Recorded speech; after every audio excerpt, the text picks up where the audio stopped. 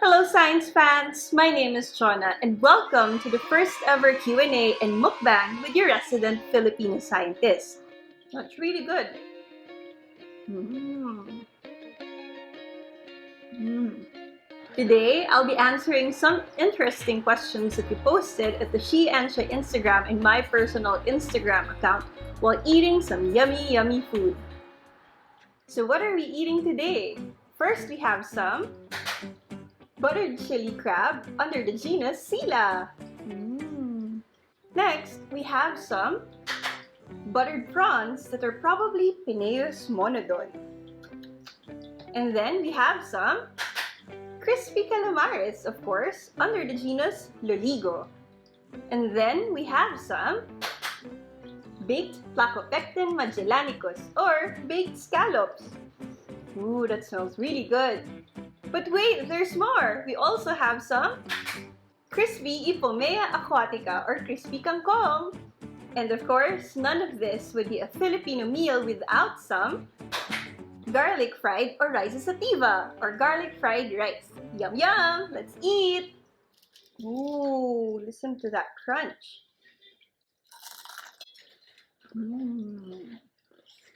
That's really good. You get some fiber, some nutrients. You also get some oil because it is fried. But veggies are veggies. So let's get started on your questions. The first one was asking, how's life? Well, we're still stuck pretty much indoors because of the pandemic. And it was pretty hard, especially at the start of last year when all the lockdowns were happening.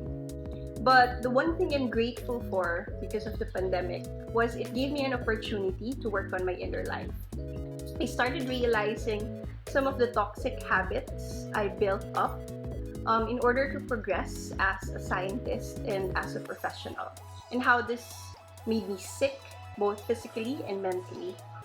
And the pandemic allowed me to reevaluate my priorities. And now, I think I've been able to build myself up back again, my physical health and my mental health, to the point that I think I have more strength and more mental fortitude to explore the world and the planet. So I'm looking forward to future adventures, and I hope that you, my science fans, can join me on those trips someday. Ooh, let's have some shrimp! As a kid, since I grew up in the province of Bataan, which has a lot of seafood, I was used to having seafood fairly regularly because seafood there is pretty cheap. And my mom, she cooks a lot of really good seafood dishes. And one of the fun things that I learned from her is that it's always best to eat your seafood with your hands. Okay, for the next question, do you have some tips on how to be a good YouTuber? What? That's actually a very funny question that came up several times because I don't know if I've been in the YouTube game long enough to give tips on how to be a good YouTuber. But I think there's one thing that makes a good YouTuber an even better YouTuber is when you relay information or give out information to your audience. You do your best to verify the information that you're presenting so that you're sure that you're not, adding to the spread of fake news in the world. Because that's one of the primary reasons why I actually got into YouTube. During the start of the pandemic, it got really frustrating how so much wrong information was circulating in social media. And I wanted to do something about it so I can add an additional voice that talks about verified information to the general public. I hope we can show the world, show our audience how amazing and how exciting the scientific field can be. Ooh, time for some calamari.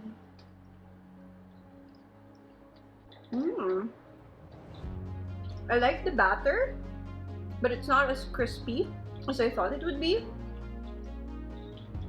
But I think cooking squid can be difficult. You can overdo it and it would be tough. And then underdoing it would be bad also. The dip that they have is actually very Pinoy. It's a mix of ketchup and mayonnaise. I've gotten used to the sweet dipping sauce here, so it kind of feels not the same if I don't have it whenever I eat calamari. No, God! So which leads us to the next question, which I think is a little controversial. Have you ever thought of leaving the academe? That's pretty tough. Can I have a crispy kangkong before I answer that? Oh, whoa, whoa, whoa! Okay. My journey in the academe has been pretty tough. When I started going into academe, it's mostly because I wanted to stay in a community that would allow me to do research. Baliw na baliw kayo sa research. Aanin nyo ba yung research? And doing that at the college level meant that I had to get my graduate education pretty quickly if I wanted to have a permanent, stable position in the university that I wanted to teach in. And that was tough because for most of my life, I lived what we generally call a contractual lifestyle. You know, we get hired term in, term out. We have very little to no benefits. Long story short, yes, I've thought of leaving the academe many times. What? It's just that I kept coming back to it, mostly because having the opportunity to teach students is such a gift. And then at the same time, I also have faith. I have faith that sooner or later, if we work hard on it, we would be able to fix the system and create a better environment for our future teachers, our future educators. And the only way for this to happen is we stick to it, because if I give up on it, how would we end up changing things? So hey, let's try and taste some of these scallops. That's really good. That tastes really fresh. And yeah, that's one of the things I love about being in the Philippines, is have so much access to seafood. I don't know how many of you know this, but we are the center of marine biodiversity. And what that means is there's a higher number of different kinds of species of marine organisms, so corals, seafood, fish, here in the country than anywhere else in the world. And it's such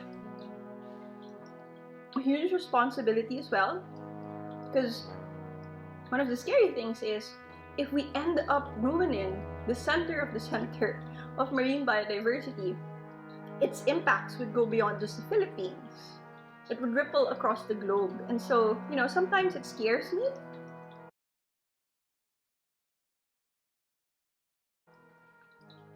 But at other times, it just makes me want to work harder to inform people and to do good research so that we can change our systems, create better ways of living with our environment. Okay, and it's quite funny because the next question is, why do I always talk about the environment in my videos? Well, I don't always have to talk about the environment, but I do love talking about the environment. Mostly because everything that we need comes from the environment. The air we breathe, the water we drink, this amazing, delicious food, they all come from the environment. And given all that, I think the more aware we are of how our actions affect the environment, the more conscious we can be on how to live a little more gently so that we don't end up destroying the source of all of these wonderful things that keep us alive. Okay, now we move on to the big leagues. Time to eat this messy, delicious crab. Oh, look at that! Has so much alige. So alige is the fatty portion of the crab. Oh, good. It's really good. A lot of the research I do is actually on crabs. So, you know, we have 3 of the 4 species of mangrove crabs in the Philippines.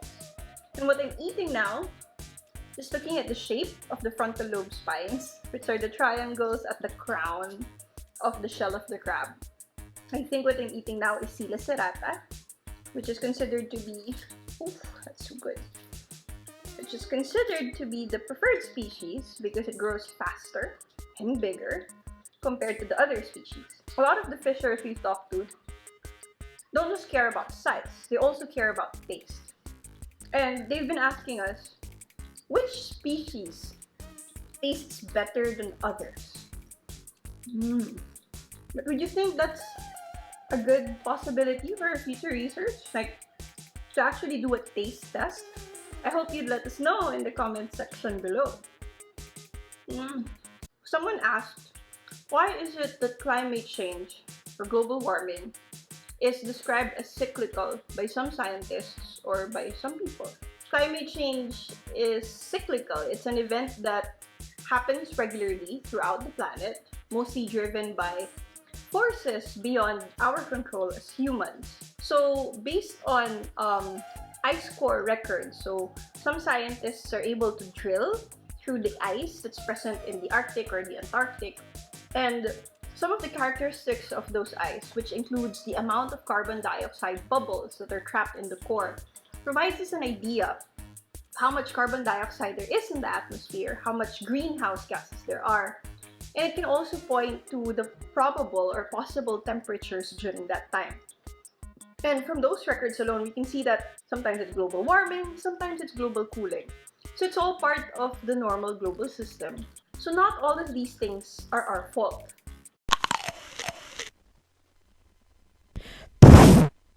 But fairly recently, the kind of climate change that we're experiencing, and a lot of scientists agree on this already, it is definitely aggravated by human consumption patterns. Meaning, our way of life is producing so much greenhouse gases and pollution that we are speeding up climate change. So one frustrating thing I have with eating seafood is the amount of waste I end up accumulating on my plate. But it's quite interesting because in the case of shells, scales, one of our recent research looked into the chemical composition of these shells.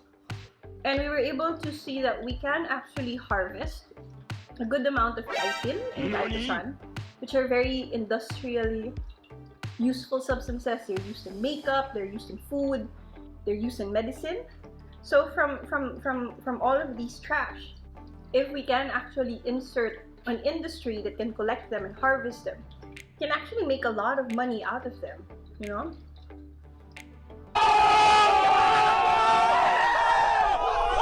And for our last question for this round of Q&A and mukbang is, what was your greatest accomplishment as a scientist so far? That's pretty difficult. You know, we often do our best, create something meaningful and something useful. On one hand, I can point towards the creation of Krabby Fire, which is a free mobile application for the species identification in crabs.